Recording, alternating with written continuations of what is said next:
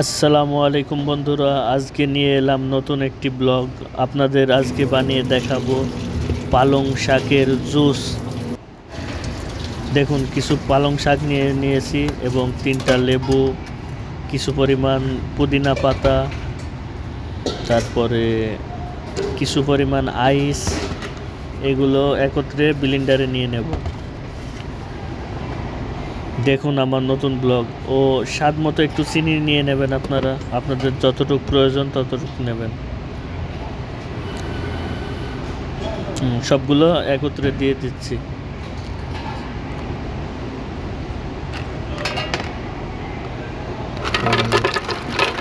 দেখুন, মাঝে মধ্যে ভিডিও বানায়, আপনারা সাপোর্ট করবেন, আমার সাথে থাকবেন।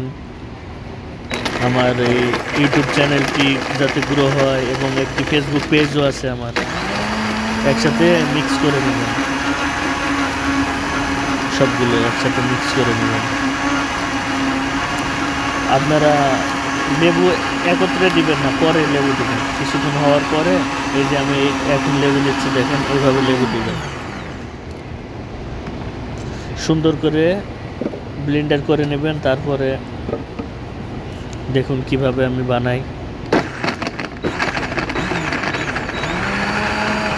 এই তো নতুন নতুন, তো আস্তে আস্তে ভালো ভিডিও আনবো আপনাদের মাঝে ইনশাআল্লাহ। এবার দেখুন, ছাকনা দিয়ে সেঁকে নিলাম।